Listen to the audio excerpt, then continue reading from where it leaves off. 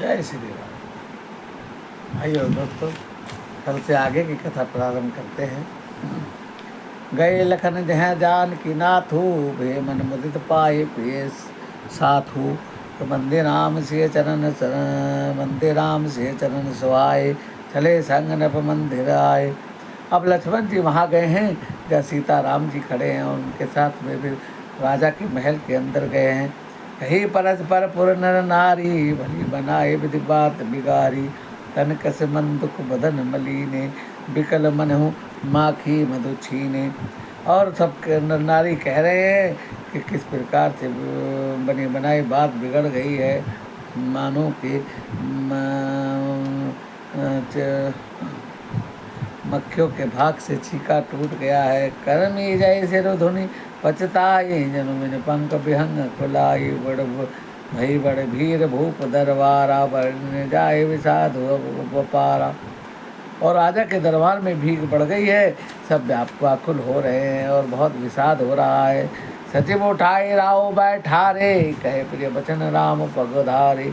ये समेत दो तन्य निहारी, व्याकुल भयो को पति भारी। ये रामचंद्र जी पधारे हैं, ये वचन सुनकर मंत्री ने राजा को उठाकर बिठाया है और सीता सहित दोनों पुत्रों को वन के लिए तैयार देख राजा बहुत व्याकुल हो गए हैं। सिय सहित सुत सुबक दो, देख देखिए कुलाई। बार बार सने बस राव लिए, और लाई सियावर राम जय जय राम। सीता सहित दोनों सुंदर पुत्रों को देखकर राजा कुलाते हैं और बार बार उन्हें हृदय से लगाते हैं। सकै न बोली विकल नर नाहो, शोक जनित दुर दारुण दाहो। नाई शीस पदवती मुनरागा, उठे रघुवीर विदा तव मांगा।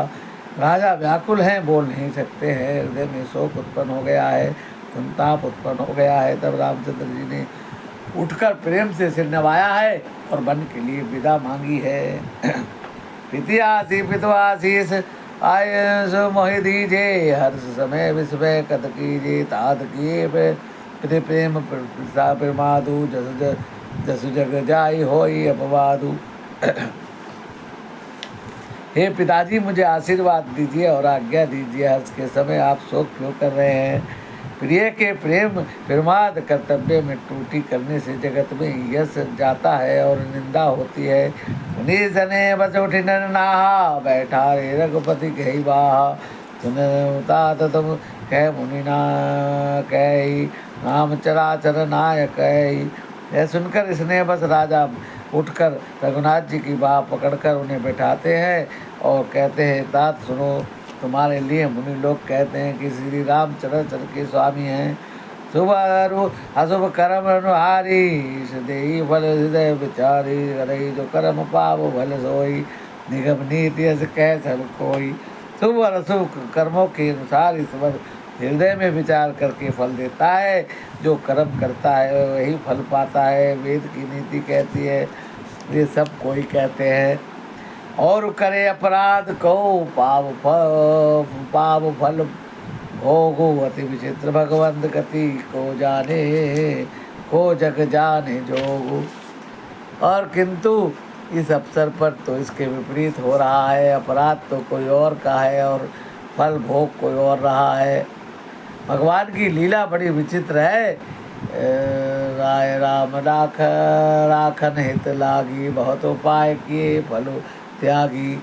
लखी राम रुख रात न जाने, धर्म धुरंधर धीर सयाने। राजा ने इस प्रकार रामचंद्र जी को रखने के लिए छल छोड़कर बहुत से उपाय किए हैं, पर धुरंधर और वो धीर बुद्धि राजा राम जी रुख देख कर वे रहते हुए न जान पड़े। तब नपस लायोर लीनी, अति हित बहुबाती सिख दीनी। कह बन के दुख तुसे सुनाए, सास ससुर विध सुख समझाए। तब राजा ने सीता जी को अपने हृदय से लगाया और कहा कि देख बेटा, वन बहुत भयानक है, यहाँ पर तेरी सास ससुर है और तेरे पिता भी आते जाते रहेंगे, तुम यहीं पर रहे। सियम अनुराम चरण अनुरागा, करुण सुगम बन विषम न लागा। और सब ऐसी समझाई, कही कही कही कही विभिन्न विपत्ति अधिकाई। और सबने भी सीता जी को समझाया है, बड़ी बड़ी उनकी विपत्तियाँ बताई है, लेकिन सीता जी का अनुराग तो प्रभु के चरणों में है। सचिव नारी गुर नारी सयानी, सहित स्नेह कह मधुवानी, तुम कहो तो नदीन बनवासो, कह रहो जो कहे ससुर गुरु सासु। और सबने कहा कि देखो तुम्हें वनवास नहीं मिला है, जो तुम्हारे माता पिता और सास ससुर कह रहे तुम वही बात मान लो। शीघ्र शीतलिन मधुर मधु, सुनि सीतैन सुहानी, चंद्र दिन द्वितीय चंदनी, लागत जनु चकई कुलानी। और सीता जी को हृदय में ये बात पसंद नहीं आती है, बहुत व्याकुल होती है। सिया से कुछ बस उत्तर न दे, तो सुनी तमी कोटि बके कही, मुनि पट भूषण लाभा जनानी, आगे धरी बोली मधुबानी। और सीता जी संकोच बस उत्तर नहीं देती हैं। इन बातों को सुनकर कई तमक कर उठती है और मुनियों के वस्त्र आभूषण माला आदि को बर्तन कमंडल आदि रामचंद्र जी के आगे रख देती है और कोमल वाणी से कहती है, नपै प्राण प्रिय तुम रघुवीरा, शील सने न छाड़ई वीरा, जगत सजस पर लोक न साओ, तुम्हें जान मन कहे न काओ।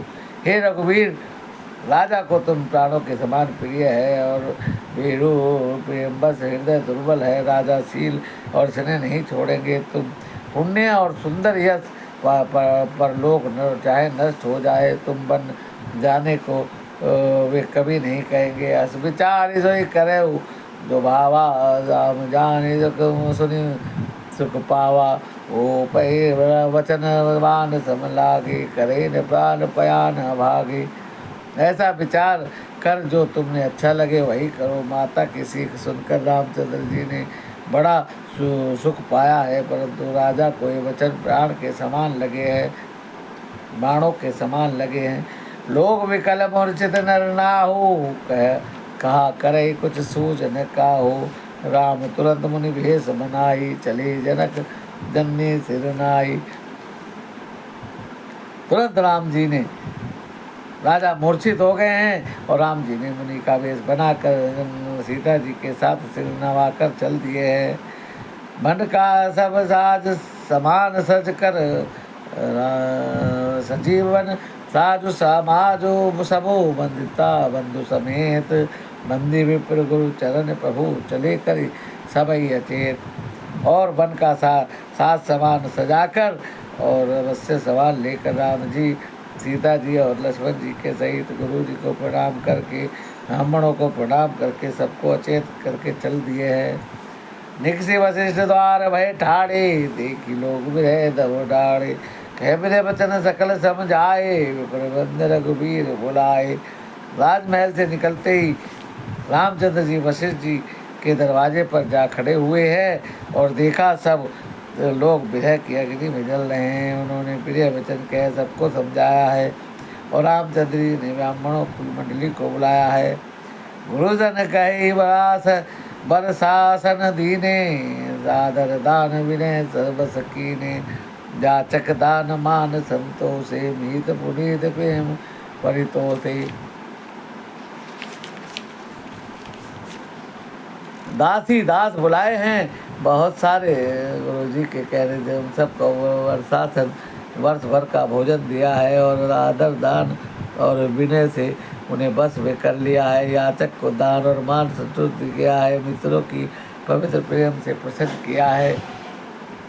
भाई और दोस्तों, आज की कथा को यही विराम देते हैं। आगे की कथा कल करेंगे। भगवान राम सबका मंगल करे। इसी के साथ मेरे रामा रामा राम, सीता राम, हरे रामा रामा राम, सीता राम।